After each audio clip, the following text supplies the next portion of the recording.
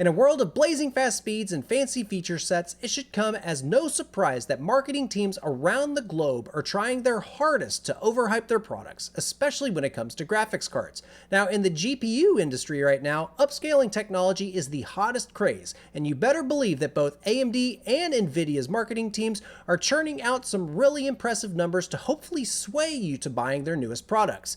But as gamers, which of these technologies is actually better, AMD's FSR or Nvidia's DLSS? Today, we're covering each of these technologies head-to-head in order to tell you which one is better. Hey guys, Turk here. Hope you're having a great day. Gamers have come a long way when it comes to graphical technologies. Just a little less than 20 years ago, we were making our first steps into the widescreen formats, and 1080p was slowly becoming a pretty popular resolution. But one thing is certain, 1080p is the dominant resolution when it comes to the gaming space. You can look at the Steam hardware survey, you can look at a lot of the popular gaming monitors out there on the market, and heck, you can look at over at Twitch and just see how many people are gaming at 1080p. So why all the push for 1440p and 4K gaming from these marketing teams? Well, technology loves to progress even if consumers are slow to adopt. More pixels typically means better visuals, larger screens, and of course a more immersive gaming experience. And we're currently at yet another inflection point when it comes to the gaming industry. Now, love it or hate it, the introduction of real-time ray tracing has brought forth some pretty severe problems. Now, on the one hand, real-time ray tracing brings forth an extra layer of immersion, special thanks to the realistic lighting, shadows, reflections, and all of that looks really great, but it comes at such a severe performance penalty. In our ray tracing video, we saw some instances where we actually lose about 50% of our frames in order to get that extra immersion. But on the other hand, here in 2021, we're currently going through a GPU availability crisis. So many gamers out here are still kind of sitting on older graphics cards that are just starting to lose their steam when it comes to the newer games. As we saw in our GPU hierarchy video, the once proud RX 580, that we recommended back in 2019, it's starting to lose its steam at 1080p, and it could definitely use a little bit of help in order to pump out some additional frames. To compensate, graphical shortcuts are necessary in order to lighten the burden. Now, traditionally, gamers would dial back some of their quality settings, which is actually a really great idea. But fortunately, there are some clever engineers out there that have come up with some different approaches to the particular problem. And that brings us to today's video. Both AMD and Nvidia offer up some pretty successful approaches when it comes to upscaling, or taking a lower resolution image and upscaling it to your monitor's target resolution. Though the goals are the same, their approaches are drastically different. Nvidia struck first with their introduction of Deep Learning Supersampling, or DLSS. It was highly hyped by their marketing teams, but unfortunately, version 1.0, it was really blurry. A lot of people said it was smudgy, and there were even outlets that said that playing with DLSS 1.0 was just unplayable when compared to the native resolutions. Through the lessons learned and by iterating through their process, DLSS 2.0 is their current edition, and they've actually improved their features accuracy as well as streamlining its adaptation into particular games. Currently, 45 games enable the newest versions of DLSS, including Call of Duty, Metro Exodus Enhanced Edition, and an old favorite, Rust. AMD's FidelityFX Super Resolution is a very new technology. It only released just this past June 22nd. FSR's current foundation is based off of a lane coast filter where they've actually adapted and modified it in order to reduce ringing, as well as some of the other critical artifacts that would impact an image in motion. Though simple in nature, this simplicity actually plays to AMD's strengths, and they're going to be enabling it for a lot of modern graphics cards out on the market today, including some of the older Nvidia graphics cards. Despite the recent release, 15 games currently implement or have announced support for the technology, with many studios committing to enabling AMD's upscaling technology in the future. Notable games include Godfall, Chernobylite, and Resident Evil Village. I've got a couple of different videos here on the channel where we actually talk about some of the nuts and bolts of the technology at a lower level, But I think it's pretty critical for our discussions today to talk through some of the marketing jargon that's going on behind the scenes, especially in how it impacts us as gamers. Now, AMD's highest quality upscaling solution, Ultra Quality, uses a scaling factor of 1.3. What that means is you take your monitor's target resolution, for example, 1920 by 1080, and you divide both the horizontal and the vertical aspects by that scaling factor in order to reach your internal render resolution. And for Nvidia, for their highest quality mode, which is actually just quality, it's going to be using a scaling factor of 1.5. And as the table suggests, as we increase the amount of upscaling, the scaling factor continues to increase and the render resolutions decrease. With all that said, guys, we have two solutions now to this upscaling problem.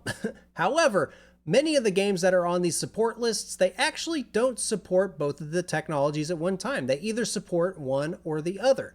But we do have access to 4 different games, and in today's video, we're going to be taking 3 of those puppies for a spin, including Marvel's Avengers, Necromunda Hired Gun, as well as Chernobylite.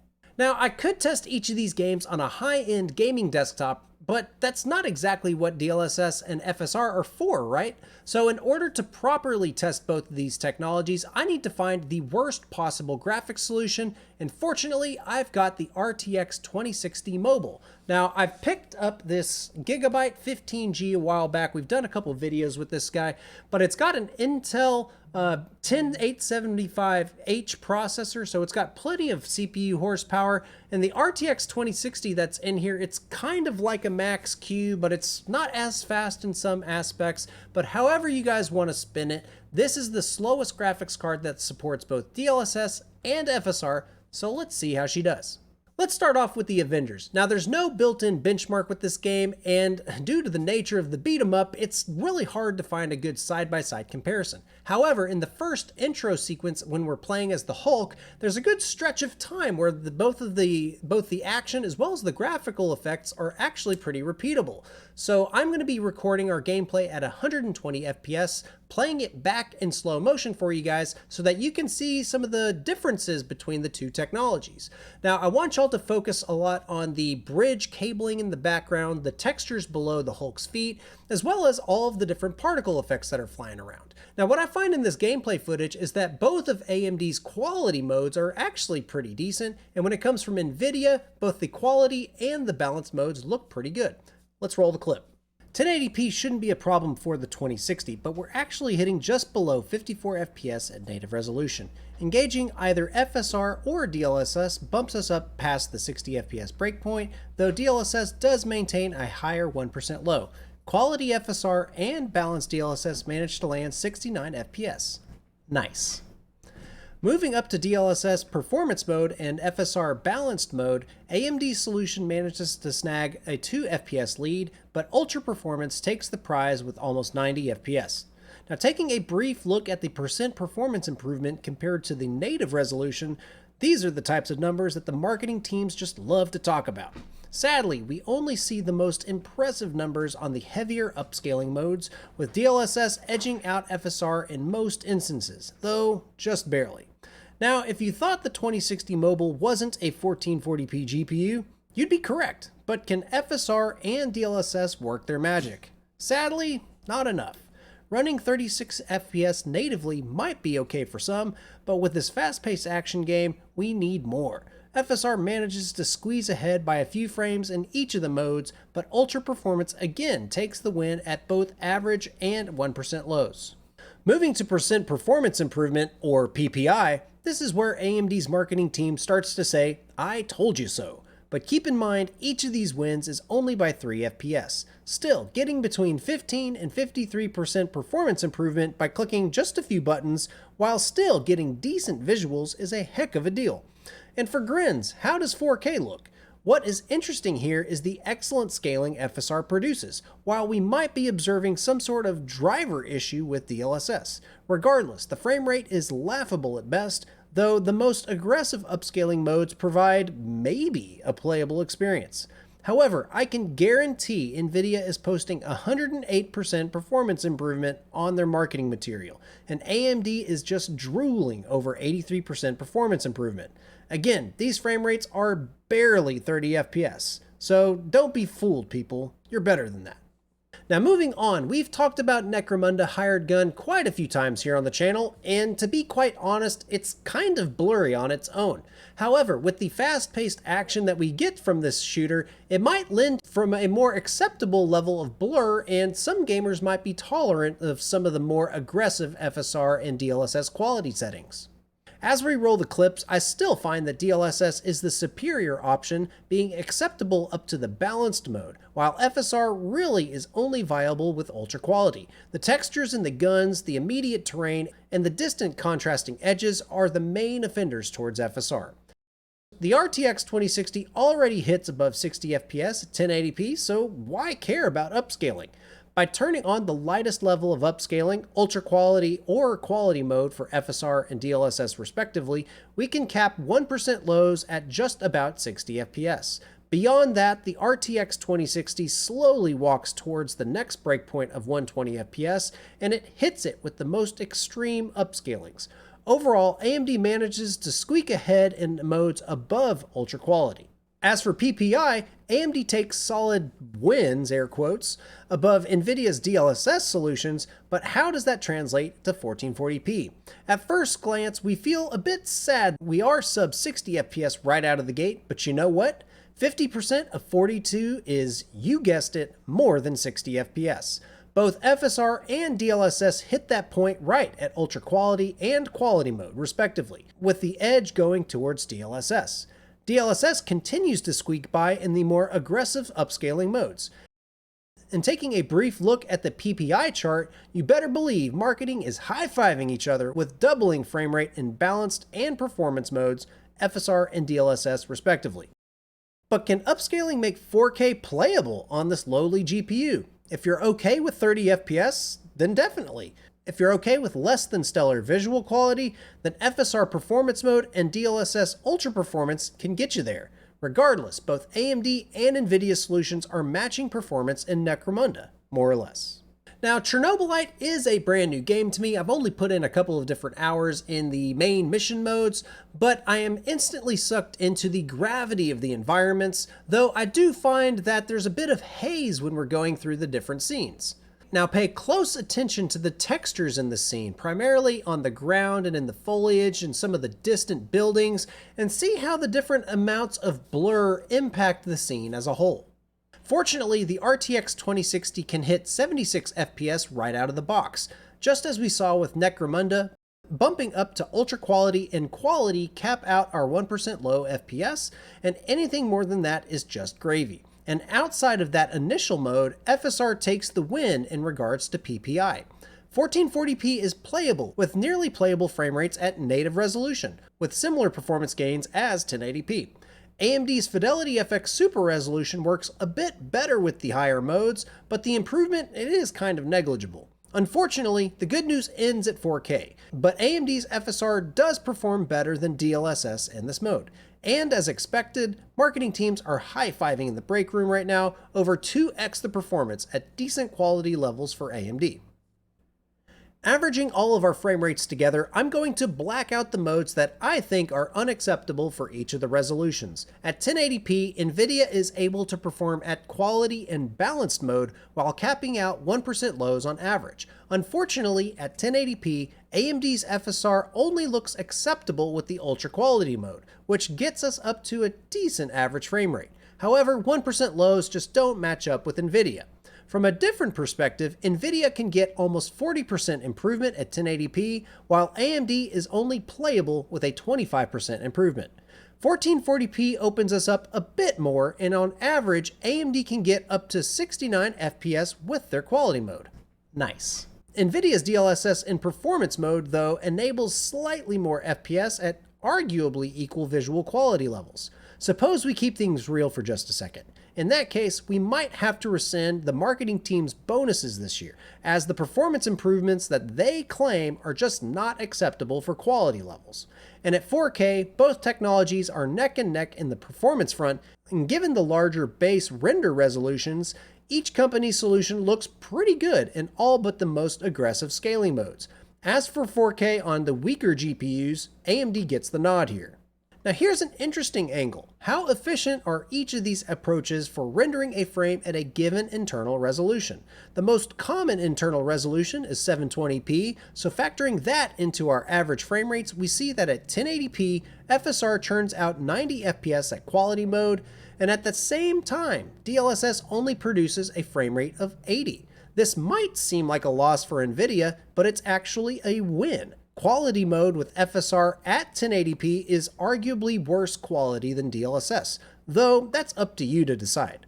What's even more interesting is at 1440p, FSR can still produce 90 FPS, while the DLSS implementation runs at 76 FPS. However, the DLSS performance mode looks significantly better than FSR performance mode. Though this observation is a bit more academic in nature, I find it pretty interesting. So what have we learned here today? Overall, AMD and Nvidia do a really good job when it comes to increasing our frame rates by utilizing their upscaling technologies, even on our RTX 2060 mobile. However, with all things being equal, what's more important to talk about? Is it the nearly identical performance improvement or the quality impact that comes with each of these different quality levels? Upscaling technologies are known to struggle with the lower resolutions, and the RTX 2060 is able to get anywhere between 16 and 60% performance improvement. However, the quality that we're able to get out of DLSS is just hard to ignore. 1440p is where things get even more interesting. Both companies' solutions have more acceptable settings and can break the 60 FPS breakpoint in many of the games. The same could be said with 4K, though you'll need a more capable GPU solution to have that enjoyable experience, such as a 2070 or a 2070 Super. Circling back to the original reason why upscaling technologies is critical in this day and age, and that's just that the technology as well as the industry are outpacing the current consumer's ability to upgrade their hardware. Now, I think we've hammered this point home, but both FSR and DLSS are able to unlock additional frame rate as well as enable higher resolutions. So if you're in the market to upgrade your current panel, or if you're wanting to sit on your graphics card for a little bit longer, both of these technologies will enable you to do just that. But let's talk ray tracing. If you've got the hardware to support it, why not just try it out? With DLSS at 1080p, we can get nearly 40% performance improvement on average, which often negates the performance lost when running most ray tracing games. In our previous tests, the only game with a more significant hit was Control, while Metro, Shadow of the Tomb Raider, and Cyberpunk usually could mitigate that loss. Quality settings can be dialed back from ultra to high as needed in order to achieve the 60 FPS breakpoint, and the user might be none the wiser. But with an AMD GPU and FSR solution, that experiment comes at a cost. In my limited testing with the 6900 XT, ray tracing can cost anywhere between 33 and 67% on your frame rate, which FSR unfortunately can't account for on its own. I would love to test out ray tracing with FSR combined, but the cost for even the 6700 XT is just unreasonable at this point, even if the cards are in stock. Bottom line, at 1440p and 4K, I think that both companies' solutions are really good and are able to unlock that extra frame rate that we need. But if you're a 1080p gamer, I highly recommend you guys stick with DLSS because it is the better option there. However, we are going to need to do additional testing with more games because with a sample size of 3, it's just not a definitive conclusion. So we need developers to enable both FSR as well as DLSS in their future games. But until that time comes, if you're going to be using AMD FX Super Resolution, I highly recommend you stick with the ultra quality setting, and if you're using DLSS, quality mode is the way to go. And that's going to be my FSR versus DLSS video. Sorry it took me so long to get it out here, guys. We've been covering Steam Deck stuff. We've done some Intel 10th gen, 11th gen, all sorts of hardware is on the horizon. So make sure you guys hit subscribe down below because we got like a lot of cool analysis to do on the channel. And we're going to be coming back to Twitch next week with QuakeCon at home, August 19th. I am pumped to get back behind the mic and play games live with y'all over at twitch.tv/theturk. So I appreciate you guys sticking to the end of the video. And if you made it here, you are an honorary member of the Turk Force. So I appreciate y'all. Have a great day. We'll catch you in the next one.